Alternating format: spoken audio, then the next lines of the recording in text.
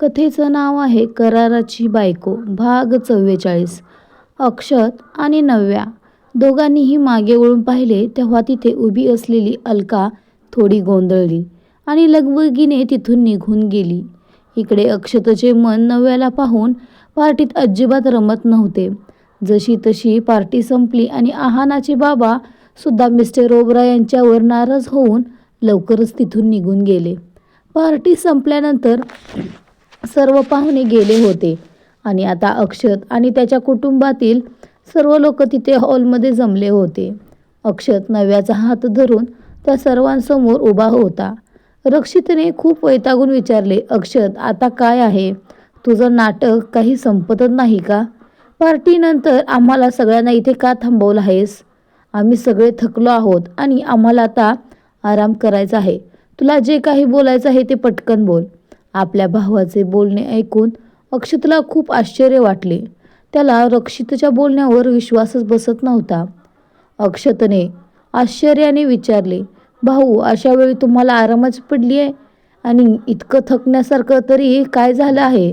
एवढी मोठी गोष्ट घडली आहे आणि तुम्हाला हे सगळं माझं नाटक वाटते? अक्षतच्या या बोलण्यावर रक्षित काही बोलण्याआधीच त्याची पत्नी अलका म्हणाली, आणि नाहीतर काय, रक्षित बरोबरच तर बोलतोय. तुला नेहमीच सगळ्यांचे लक्ष सत्ताकडे वेधून घेण्याची हौस असते. आता काय झालं आहे? अलकाने डोळे फिरवत अक्षतकडे अशा नजरेने पाहिले जणू अक्षत तिच्यासाठी खूप मोठी डोकेदुखी आहे. अक्षत आपल्या वहिनीच्या बोलण्याला उत्तर देऊ शकत होता, पण त्याला यावेळी ते आवश्यक वाटले नाही. अक्षतने आपले म्हणणे पूर्ण मांडत विचारले, ठीक आहे, ज्याला थांबायचे नाही तो जाऊ शकतो. तसेही मला फक्त डॅडशी बोलायचे आहे. सांगा डॅड, तुम्ही असं का केलं? तुम्ही माझी एंगेजमेंट कशी अनाऊन्स करू शकता जेव्हा तुम्हाला नीट माहीत आहे की मी लग्न केलं आहे आणि नव्या माझी पत्नी आहे? तरीही तुम्ही ही पार्टी का ठेवली होती? अक्षतने खूप निराशेने आपल्या डॅडकडे पाहिलं आणि मग आपल्या बाजूला उभ्या असलेल्या नव्याकडे पाहिले. नव्या सुद्धा अक्षतच्या कुटुंबातील लोकांची वागणूक नोटीस करत होती आणि तिला हे सगळं अजिबातच ठीक वाटत नव्हतं. अक्षतच्या प्रश्नाचे उत्तर देताना त्याचे डॅड म्हणाले, आशू, माझ्या शब्दांवर विश्वास ठेव. मला याबद्दल काहीच माहीत नव्हतं. माझ्यासाठी ही अनाउन्समेंट खूप धक्कादायक होती. मला वाटलं नव्हतं की वीरेंद्र अचानक तुझी आणि आहानाची एंगेजमेंट अनाऊन्स करेल, पण कदाचित तो खूप आनंदी होता म्हणूनच त्याने असं केलं असावं. अक्षतने आपल्या डॅडकडे पाहत विचारले, काय? खरंच तुम्हाला याबद्दल काहीच कल्पना नव्हती? त्याच्या डॅडनी हळूच मान हलवली, पण ते काही बोलण्याआधीच अक्षतची मॉम मध्येच बोलली, आता बस कर आशू, तू प्रत्येक गोष्टीसाठी दुसऱ्यांना दोष देत राहतोस, कारण यावेळी चूक तुझीच आहे. तुझे आणि आहानाचे नाते आधीच ठरले होते. अशा वेळी तू जर कोणालाही उचलून घरात घेऊन येशील तर कोणीही तुला साथ देणार नाही, कधीच नाही. अक्षतने लगेच उत्तर दिले, प्लीज मॉम, मी कोणालाही उचलून आणलेलं नाहीये. मी कायदेशीररित्या लग्न करून माझ्या पत्नीला इथे आणलं आहे. त्यामुळे नव्याबद्दल काहीही चुकीचं बोलू नका आणि मला तुमच्या सपोर्टची गरज नाहीये. मी कोणालाही दोष देत नाहीये. मी फक्त इतकंच म्हणतोय की जेव्हा मी आधीपासूनच विवाहित आहे तर एंगेजमेंट कशी होऊ शकते? एवढी साधी गोष्ट तुम्हाला समजत नाहीये कशी? अक्षतची मॉम रागाने म्हणाली, या मुलीसाठी तू आमच्या सर्वांच्या विरोधात बोलतोयस. ही मुलगी आत्ता तुझ्या आयुष्यात इतकी महत्त्वाची झाली आहे की तुला तुझे आई वडील आणि भाऊ बहिणी वाईट वाटत आहेत. मॉमचे बोलणे ऐकून नव्याला खूप वाईट वाटले, पण ती काहीच बोलली नाही, कारण तिला माहीत होते की अक्षत यावेळी तिच्या बाजूने उभा आहे आणि तिला समजून घेत आहे. अक्षत खोटे बोलत नाहीये हे तिला स्पष्ट दिसत होते. अक्षतने अजूनही नव्याचा हात आपल्या हातात धरून ठेवलेला होता आणि त्याने आपल्या आईकडे बघत म्हटले, मॉम, कधीतरी काहीतरी चांगलं बोल. तुम्ही नेहमीच वाईट बोलण्याची शपथ घेतली आहे का? का? मी कोणाच्याही विरोधात जात नाहीये. आणि डॅड, तुम्ही त्यावेळी हे स्पष्ट का नाही केलं? शेवटचा प्रश्न अक्षताने आपल्या वडिलांना पाहून उद्देशून विचारला होता. कारण त्याला माहीत होते की आईशी बोलणे व्यर्थच आहे. अक्षताच्या डॅडनी सफाई देताना म्हटले, सगळं खूप अचानक घडलं. आम्हाला काहीच समजलं नाही आणि तिथे इतके लोक होते की आम्ही लगेच नकार दिला असता तर त्याचा आमच्या कंपनीवर परिणाम झाला असता. कारण तुमच्या दोघांच्या लग्नाबद्दल कोणालाच काही माहीत नव्हतं. आम्ही लोकांना काय उत्तर दिलं असतं? आम्हाला स्वतःलाच याबद्दल काही माहीत नव्हतं. अक्षतचे भाऊ वहिनी अजूनही तिथेच बाजूला उभे होते आणि आजोबाही तिथे मध्ये असलेल्या खुर्चीवर बसून सर्वांचे बोलणे ऐकत होते. त्या सर्वांचे बोलणे ऐकून आजोबा आपल्या जागेवरून उठले आणि म्हणाले, आता बस करा तुम्ही सगळे. बोलणे बंद करा आणि काही अडचण असेल तर त्यावर तोडगा काढायला शिका. अशा प्रकारे एकमेकांशी वाद घालणे ठीक नाही. आजोबांचे बोलणे ऐकून अक्षत लगेच त्यांच्या समोर आला आणि म्हणाला, पण आजोबा, नव्या माझी पत्नी आहे आणि मी तिच्याशिवाय इतर कोणाचाही विचार करू शकत नाही. हे चुकीचं ठरेल ना? मला वाटतं जितक्या लवकर गोष्टी स्पष्ट होतील तितकं चांगलं आहे. आजोबांनी खूप समजूतदारपणे अक्षतला सांगितले, हो बेटा, तुम्ही दोघे काही वेगळे नाही आहात मला. तुम्ही पती पत्नी आहात आणि मी तुझ्या सोबत आहे. कोणतीही एंगेजमेंट होणार नाही. मी या लोकांशी बोलतो. ही त्यांची डोकेदुखी आहे.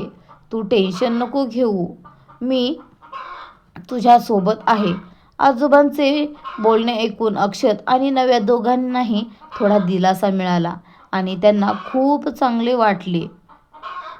तिथे मागे उभ्या असलेल्या अक्षतच्या डॅडनी एक दीर्घ श्वास घेत म्हटले, पण हे सर्व इतकं सोपं देखील असणार नाहीये.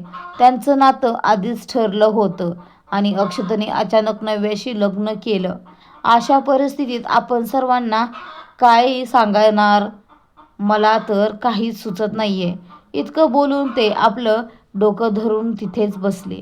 तेव्हा अक्षतच्या मॉमने रागात म्हटले, नेहमीच या मुलामुळे सर्व समस्या सुरू होतात आणि फक्त दुसऱ्यांना टेन्शन द्यायला याला येतं. याने कधीच दुसऱ्यांचा विचार केला नाही.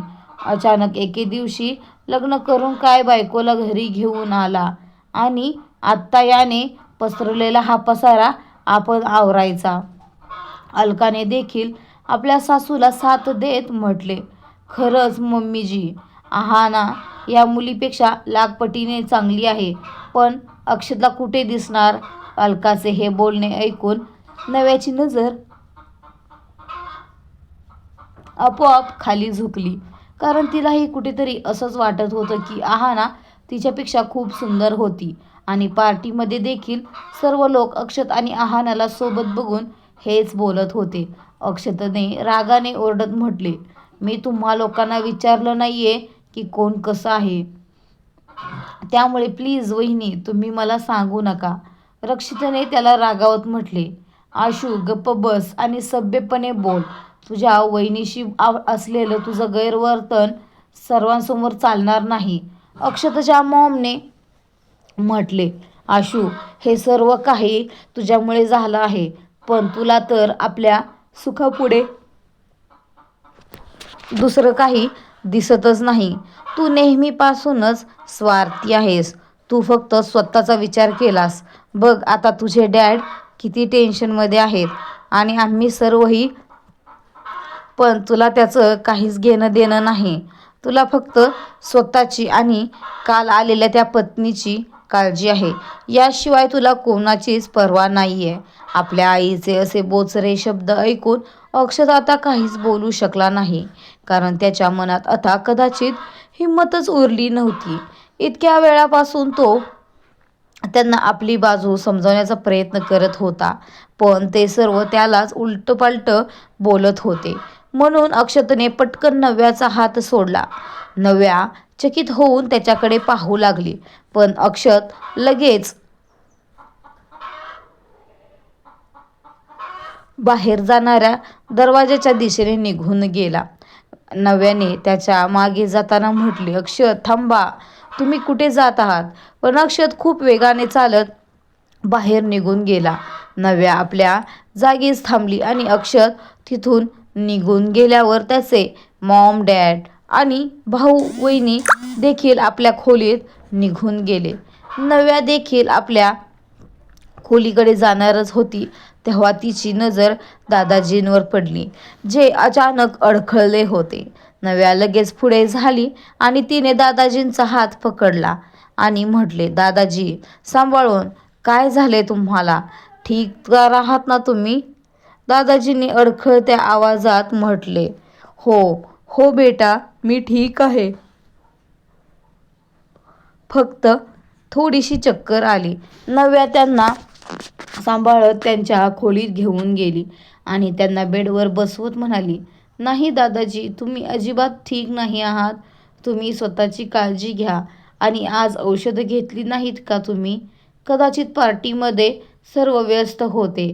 थांबा, मी तुम्हाला औषधं आणून देते. इतकं बोलून नव्याने साईड ड्रॉवरमध्ये ठेवलेल्या बॉक्समधून औषधं काढली. बेडच्या उशाशी ठेवून टिकून आणि पाय पसरून बसलेल्या दादाजींना तिने कमरेपर्यंत चादर ओढून दिली आणि त्यांच्यासमोरच बसली.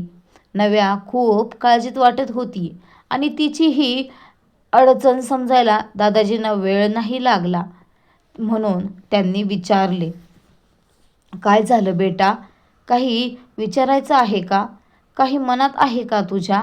दादाजींच्या या प्रश्नावर नव्या लगेच म्हणाली, हो हो दादाजी, मी जेव्हापासून इथे आले आहे तेव्हापासून एक गोष्ट नोटीस करते की अक्षतची मॉम कधीच त्याच्याशी प्रेमाने का बोलत नाहीत.